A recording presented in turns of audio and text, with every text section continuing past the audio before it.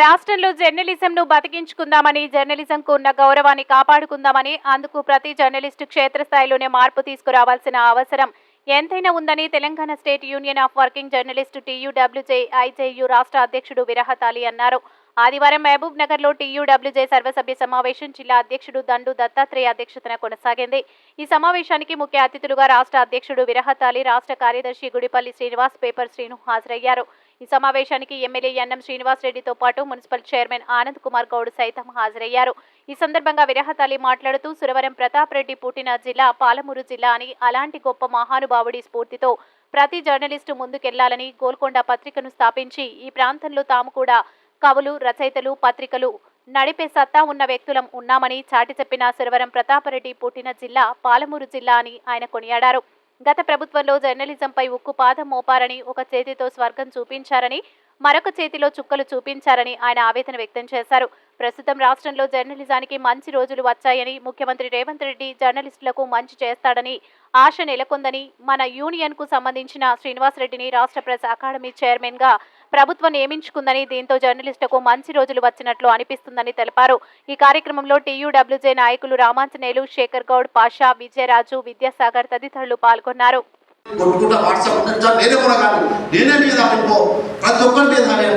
అది కాదు, ఇవాళ సోషల్ మీడియాకి ఎట్లయినా అనుమతి వచ్చింది, స్వేచ్ఛ వచ్చింది అంటే ఇలాంటి పిగిల చేష్టలు, ఇలాంటి అల్లరి ముగ్గలు, కోతి ముగ్గల చేష్టలు చేస్తే ఏదో క్షణంలో అది కూడా బంద్ అయిపోతుంది. సోషల్ మీడియా ఉంటే భావ ప్రకటన స్వేచ్ఛ ఉంది, అది అనుకున్నాం, అందరికీ సామాన్యులకు కూడా ఒక మంచి ప్లాట్ఫామ్ ఉందని.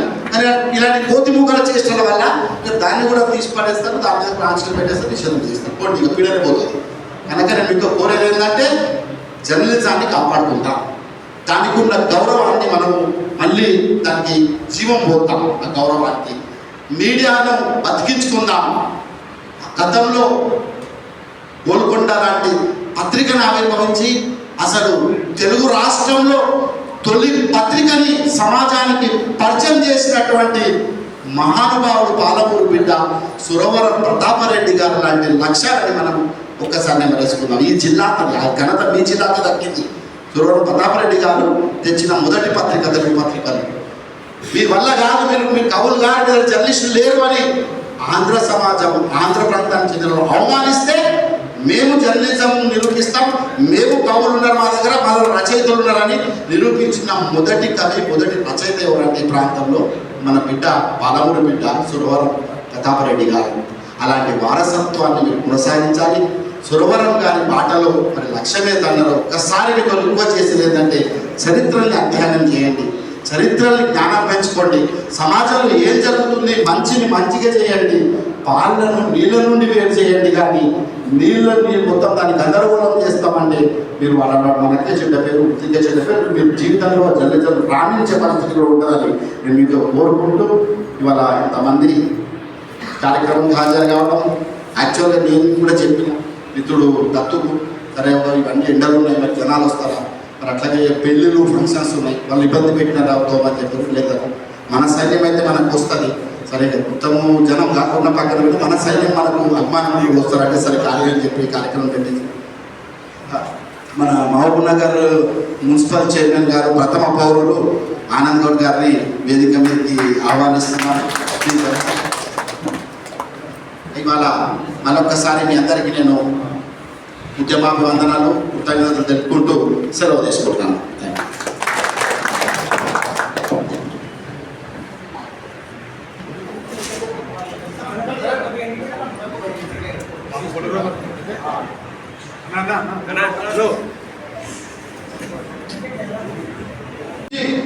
లాస్ట్కు స్వర్గం చూపించి ఒక చేతితో, ఇటు చేతితో చుక్కలు చూపించి అవి రెండు చూసిన పదవులలో మనం కనుక ఆ రోజులు ఆ అనుభవించిన కష్టాలు కనీసం ఇప్పుడైనా తొలగాలని చెప్పి మన సంఘం పూర్తి స్థాయిలో నివేదికలు తయారు చేసింది.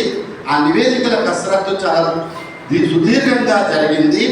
అందులో ప్రధానంగా మొదటి నుండి మన 10 ఏళ్ల నుండి 3 సౌకర్యాలకు చాలా ఇబ్బందుల్లో దూరంగా ఉన్నాం. పూర్తిగా ఆశించిన స్థాయిలో మనకు గూడు సౌకర్యం అందలేకపోయింది.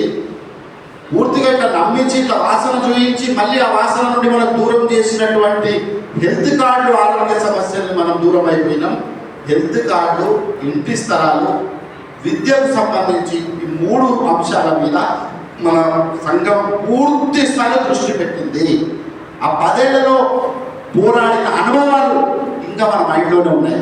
అట్లాగే కొత్త ప్రభుత్వానికి ఎలాంటి నివేదికలు ఇవ్వాలో ఈ రెండింటిని మనం కంపేర్ చేసుకుంటూ గత గవర్నమెంట్ ఇప్పటికీ మనం నివేదికలు కూడా సిద్ధం చేశాం.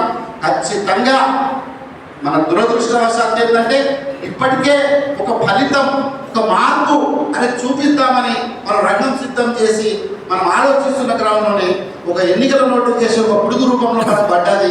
ఆ ఎన్నికల నోటిఫికేషన్ చేయక ఒక 3-4 నెలలు మన కార్యకలాపాలు అలాగే మనం చేయాల్సిన పనులకు కొంత బ్రేక్ పడింది. ఆ విషయాన్ని మీరు దృష్టిలో పెట్టుకోవాలని చెప్పి నేను మీకు కోరుతున్నాను మిత్రులారా. మన ముఖ్యంగా మీడియా అకాడమీ చైర్మన్గా నియామకమైనటువంటి శ్రీనివాస్ రెడ్డి గారు చాలా మీకు తెలుసు, వారి గురించి నేను ప్రత్యేకంగా చెప్పాల్సిన అవసరం లేదు. గతంలో ఆయన కావచ్చు, అట్లాగే వైఎస్ రాజశేఖర రెడ్డి గారి కాలంలో దేవుడిపల్లి అమర్ గారు కావచ్చు, వీళ్ళు ఒక అంకిత భావం చిత్తశుద్ధితో జర్నలిస్టులు అదొక ప్రభుత్వ పదవిలో ఉన్నా, ప్రభుత్వం అన్ని సౌకర్యాలు పదవి ఇచ్చినా ఎప్పుడు వాళ్ళు పూర్తిగా కాండవాళ్ళు కప్పుకొని తిరిగినటువంటి వ్యక్తిత్వం వాళ్ళకి కావు. ఎప్పుడు వాళ్ళు ఏ పదవులు ఉన్నా జర్నలిస్టుల పక్షపాతిగానే ఉంటారు. జర్నలిస్ట్ యూనియన్ నాయకులుగానే వాళ్ళ స్వభావం ఉంటుంది. ఆ మైండ్ అంతా వర్కింగ్ జర్నలిస్ట్ ఉద్యమ నాయకులుగానే వాళ్ళకి ఉంటుంది. డెఫినెట్గా శ్రీనివాస్ రెడ్డి గారు కూడా ముఖ్యమంత్రి గారు మీరు గమనించి ఉంటారు. ఈ మధ్యన మన బషీర్బాగ్ ఆఫీస్కి ముఖ్యమంత్రి గారిని ఆహ్వానించి దాదాపు మనం 1 గంట టైం అడిగితే ఆయన 2 గంటల పాటు మన యూనియన్లో గడిపారు. వచ్చి 2 గంటలు మనము వారికి మీట్ ద ప్రెస్లో 100 రోజులు పూర్తయిన మీట్ ద ప్రెస్ మన యూనియన్ ఆఫీస్లో జరిగింది. ఆ సందర్భంలో వారికి ఒక ఇచ్చిన జ్ఞాపిక కూడా చాలా ఆయన ఒక్కసారి ఆనంద బాష్పాలకు గురయ్యారు. కరోనా సమయంలో మనము మొత్తము రాష్ట్రం అంతా విపత్తు కరోనా వణికిస్తుంది. ఎవ్వరు బయటికి రావాలన్నా అస్సలు ధైర్య సాహసాలు చేస్తలేరు. ఎక్కడ వాళ్ళు అక్కడ చివరికి మన మిత్రులు కూడా సంఘం దుకాణం పెట్టిన మిత్రులు కూడా ఎక్కడో కూడా వణుక్కుంటూ ఇంటారా పడుతున్నారు. ఎవరు సేవ చేయడం కనిపించలే, మీరు ఎక్కడ చూడలేవాళ్ళు వణుక్కుంటూ ఇంట్లోనే దర్వాజాలు బంద్ వాళ్ళే. మేము దర్వాజాలు బంద్ లేదు, ఓపెన్గా మేము ఎక్కడ కనిపించినాడు మన ఇంటి నాయకత్వం ఎక్కడ మీకు కనిపించింది అంటే గాంధీ హాస్పిటల్లో, ఉస్మానియా హాస్పిటల్లో, నిమ్స్లో పీపీ కిట్లు ధరించుకొని కూడా సీరియస్గా 90% పేషెంట్ దగ్గరికి వెళ్ళి కూడా సర్వీస్ చేసి వాళ్ళకి ధైర్యం చెప్పిన చరిత్ర మన యూనియన్ ఉంది. మీరు వద్దు రావద్దు చచ్చిపోతారని డాక్టర్లు హెచ్చరించినా మా ప్రాణం నా తోటి మిత్రుని ప్రాణం పోతే ఆ ప్రాణం ముందు మా ప్రాణం అది ప్రాణం కాదా, ఖచ్చితంగా మేము వెళ్తామని చెప్పి అట్లా సర్వీస్ చేసి వాళ్ళని వెంటనే వాళ్ళ కుటుంబాలకు చనిపోయే స్థితిలో ఉన్న జర్నలిస్టులకు కూడా ప్రాణం పోసి వాళ్ళ కుటుంబాలకు అప్పగించి ఆ కుటుంబాల్లో చిరునవ్వును తిలకించిన ఘనత మన యూనియన్ ఉంది.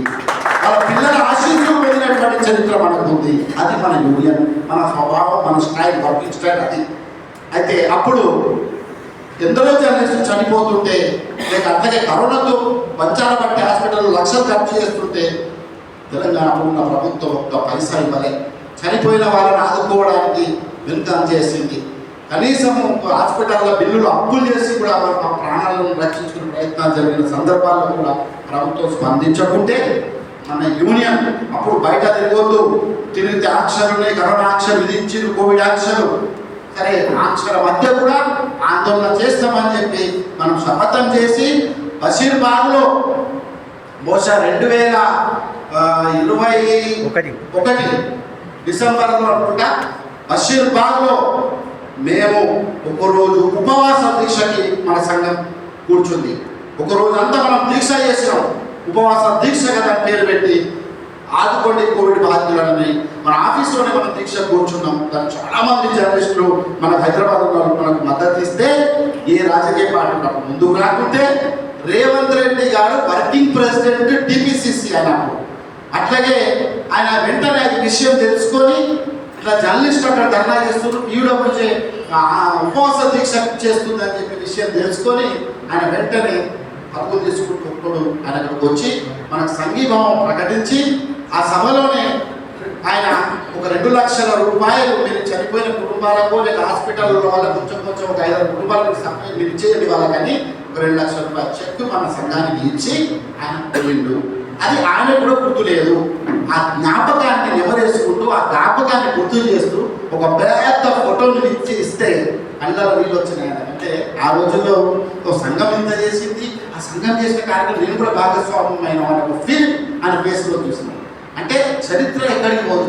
ఎవరన్నా చరిత్ర మనిపేసిన కొత్త చరిత్రలు రాస్తాము అంటే సాధ్యం కాదు. చరిత్ర తీసేస్తున్న మాత్రాన పాత చరిత్ర పోదా పోవు. అలాగే కొత్త చరిత్రలో సృష్టించి ఏదో చేస్తాం అనుకుంటే కేవలం వాళ్ళ భ్రమలు, అట్లాగే వాళ్ళ పైశాచిక ఆనందం. అప్పుడు జర్నలిస్టు కష్టాలు పడితే వాళ్ళకి ఆనందం ఉండవచ్చు, పైశాచిక ఆనందం అంటాం అంతే. కానీ ఎప్పటికీ కూడా న్యాయం గెలుస్తుంది, ధర్మం నెగ్గుతుంది, పనిచేసే వాళ్ళకి ఆదరణ ఖచ్చితంగా ఉంటుంది. చరిత్రలో ఉన్న సంఘాలు ఇప్పుడు కాదు కదా, ఇంకా 50-60 ఏళ్ళైనా ఇవి కొనసాగుతూ ఉంటాయి. వారసత్వాలు మారుతుంటాయి, సంఘం ముందుకు వెళ్తూనే ఉంటుంది. ఆ దిశలో కేవలం నాయకులే పనిచేస్తారు, మా ఫలానా జిల్లా నాయకులు, ఫలానా రాష్ట్ర నాయకులు అనే ఆధారపడద్దు. మీరు కూడా ప్రతి సామాన్య సభ్యుడు కూడా మన సంఘంలో సైనికులు లెక్క పనిచేయాలి. అప్పుడే సంఘం ముందుకు పటిష్టంగా ఇంకా పటిష్టంగా ఉంటుంది, మనకు ఆకాంక్షలు నెరవేరుతందుకు ఉంటుంది. ఒక మండల స్థాయిలో పనిచేస్తే ఒక జర్నలిస్టు మండల స్థాయి కదా, నాదేముంది వాళ్ళు చూసుకుంటారు, రాష్ట్రంలో జిల్లాలు ఉంటారు కదా నాయకత్వం, అట్లా కాదు. ఆ మండలంలో ఎదుర్కొంటున్న సమస్యలు, ఆ జర్నలిస్టులు పడుతున్నటువంటి పాటలు, వాళ్ళకి ఏమన్నా కష్ట సుఖాల్లో మీరు భాగస్వామ్యం అవుతూ మీరు వాటిని జిల్లా దృష్టికి, జిల్లా వాళ్ళు రాష్ట్ర దృష్టికి